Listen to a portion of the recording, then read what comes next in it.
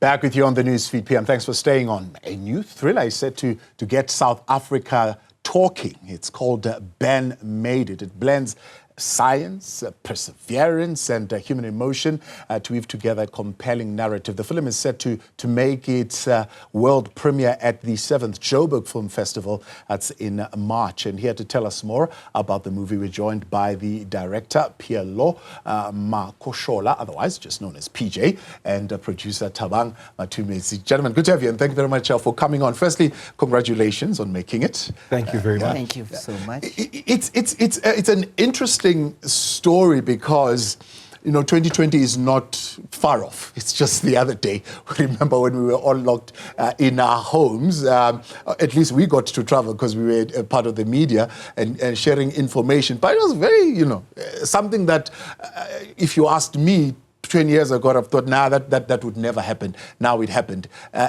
You are coming with this story at a time when we are seeing a lot of water challenges in the country. And so water contamination becoming something almost of a reality. What do you want us to think of? PJ, let me start with you. I mean, what do you want us to think of here? You're trying to provoke some kind of thinking here. Yes, I'm trying to provoke thinking. I mean, a poet that I was listening to the other day was talking about how through our artistic praxis, we can imagine ideas and solutions of things. So yes, as much as it's good to provoke and say, what would happen if this happens?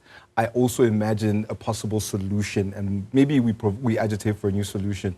And I think when we were thinking about this, we were asking, how are we going to act the next time this happens? How are we going to react? Because what we discovered at that time is that there's us and then there's a whole bunch of them. And we will never be part of the them. Yeah, they don't want us to be a part of them. Right. And then we also discovered that like there are systematic challenges which stop us from being able to actually take care of people and change the situation that we're in. Yeah. So what Ben Made It asks is that what happens when a man goes up against a system? Yeah.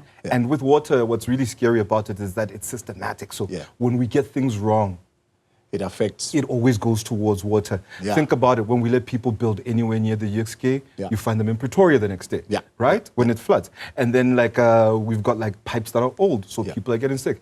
So when we take care of things on a regular basis, we don't have those systematic things. So Thabang, you're taking care of a lot of themes here. You've got service delivery. You've got the politics of farmer. Then, of course, there's the story between the father and the daughter that they're also exploring. How do you take all that and make sense of it? Most definitely. It's looking at all these aspects and elements and making sure that how do we take something, especially the audience, what do they take from this film, but also get the country talking and speaking, you know. We've been very fortunate enough to have such a stellar cast just to take us through the journey and for PJ to be able to treat this to the way that he wants to treat it so that we are able to amplify the audiences, you know. So, and also a big, massive respect to our fellow co-producer, Thapelo, you know, who came up with this brilliant idea, and it took very many months of Sundays and weekends. What happened on Sundays? Why are you laughing, PJ? We were developing the story, most definitely, you know, and just looking at the plugins, but also at the same time reflecting on COVID and also forecasting with this water crisis that's been happening, especially in and around, because this film was shot in Randfontein. So obviously around Randfontein, there's been some water issues. Water issues are real there. Especially in and around this side in Johannesburg. So plugging these elements it gave us this holistic view of how we want to achieve it, but also at the same time treat it in a specific way where we identify South African cinema as a whole and African cinema, you know, in a more broader perspective, because in other African countries the situation is much more dire than what we are facing right now. How do you treat this, PJ, with grant funds? I mean, we know the budgets are not great, but keep the artistic integrity of it and be able to tell the story in a way that wins awards, right? Well, I think it starts off with, like, I think, again, shout out to the cast. Shout out to my producers for always supporting and, like, seeing the crazy every Sunday. I'd be like, let's look at that. And they'd say, yeah, let's go there. And then we'd try and see something. Shout out to my really lovely DOP, Bukosi, for allowing my vision to come through. But I think what we wanted to do is that because we had seen that we paid homage to a lot of the elements that speak to refuge, isolation, and also the things that we saw. Like it was a very good reference, like what happened to us in COVID. You know, like we used that and we said, how would we do it differently if we were to be here? And why is it that if you, the common man, is so removed from the cure, the solution, and your opinion doesn't matter much in how that happens? So now, more than anything, it's a man going up against a system, because the system is farmer. The system is government saying, let's close it all down. The system is people that like say, no, but we can do other things and we can give you PEPs and take care of things. And you, as a guy who has to eat and has to go to work and has people to take care of, what happens to you and how do you handle that? And next time it happens, what are we going to do? Sure. Yep. Wow. Also, That's the big question, isn't it? But as much as you're paying props to the professional cast that you, of course, had to work with here, but you interacted a lot with the community. In fact, much of it you shot in that community. Yes. There was some skills transfer, I believe, also that took place. Part of the grant that you're highlighting, we shot it with the National Film and Video Foundation grant, the President Employment Stimulus Package. That's also part of it is to create job opportunities, you know. We went to a community of Mohlakeng in Randfontein. As much as working with such a minimal budget, but we were able to implode more skills development. I think with 40 to 60% of our crew was a professional crew, you know, and then the rest of the other 40% was just new people being in an actual film set. Oh. So as much as we are working on such a beautiful story, such a high impact story, but also at the same time, there was skills development that was being transferred, you know, and especially it left something to the community of Mohlakeng, especially Zenzele and Randfontein, because they also had that experience of being in a film set and also just taking things away from within the region of Johannesburg, but also just opening up another film hub and creating that skills development. Yeah. Natham, as a producer, Joburg Film Festival, I suppose, is the first step. Yeah. Where to after that? Of many more. It's the first step. There's a couple of festivals that we're trying to gun for here and also outside the country. But the main important thing, we wanted us to kickstart here and let's get the relevant people talking.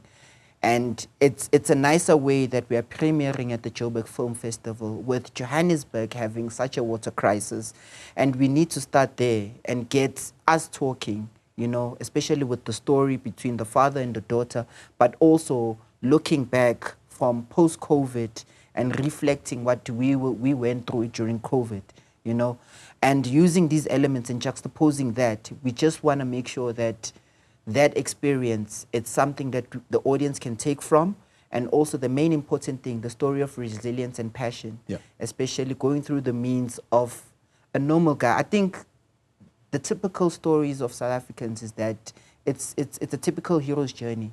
Someone coming out of nothing and being something. And this is what we're trying to uncover and this is what we're trying to unpack with this movie. But also at the same time, tackle the social issues and norms that we are dealing with post-democracy. PJ, you've given birth. I mean, it's your vision. It's there. You're seeing it now. What goes on through your mind when you watch this? And how do you want society to interact with this? I think what would be nice is that people watch it together, because it's always nice for us to start watching films again together as people, so it's great. And then I think, man, I don't know, I'm super grateful. I think it couldn't have happened at a better time, and it couldn't have happened with better people. And I think we are lucky to be able to make films. It's a space that is, it's where I sing, I dance, I pray all at once. I don't do it anywhere else. Yeah. So for me, anytime I get to go onto a film set, it's a blessing. So for me to be, put it that way, to be blessed in the way to make a film, I don't know, man, I'm very excited. Wow. And as a man with a daughter, it's always nice to talk about relationships between fathers and their daughters. It's really beautiful. And at that time, what is Thabang as well. As a teaser, what is that story? I mean, we've already spoken about the politics of pharma. We've already spoken about the real possibility of water contamination. But the father and daughter story is important, I suppose, also in the South African context. Most definitely. Absolutely. I mean, I think we don't give. I think sometimes We live too much in the other world where we see a lot of bad things, and it's nice to start talking about how black men are stepping up and how they'll go beyond. I mean, our hero, he has nothing, but he's like a lot of stories that we have. You go to school, but you can't do anything with your skills. Or sometimes you fall like other human beings, but you've got skills. What do you do with them? Yes. And how do you use them to save your child? And what does it look like when a father loves their child? And we need to start telling more stories about fathers loving and black men loving a lot more than we do now. Thabang, we are confronted with that all the time. There are people in the media. You always speak about the deadbeat, but there are fathers there who are doing good work. You never speak about them. And I think it's something that you also wanted to highlight. Yeah, just to emphasize on that, I think within the Brains Trust, with our other fellow co-producer, Thapelo, who's also a father of 2 sons. Also me, just recently became a father. Congratulations. Yeah, thank you so much. So it's looking at that aspect and making sure that how do we change how people perceive modern day fathers, especially black fathers, you know, and looking at it in a different highlight and in a different situation. You know, how does Ben go through this journey and going through the means of saving his daughter, you know? And that's the main important thing. And I think it also takes us there where we are looking at it and we're like, okay, cool. This is how the story is shaped up, and this is how his journey is going through in terms of him fulfilling his destiny and the challenges that he's going through. And one thing we want to take from is that, especially to a lot of fathers that potentially will be watching the film, is that what lengths are you willing to go through to save your loved one, you know, especially your family members, especially your child, you know. And that's what we're trying to make sure that we're trying to achieve with that. Gentlemen, beautiful. Thanks so much for coming on, and thank you for bringing this story and sharing this with us, and I suppose waking us up once again to look at these things as a possibility. Thank you for coming through. No, thank you. All right, that is PJ as well as Thabang there. They are putting together that brand new, powerful new film that will be making its debut at the Joburg Film Festival, March 13th, I believe. Go check it out and give them feedback on what you think on that.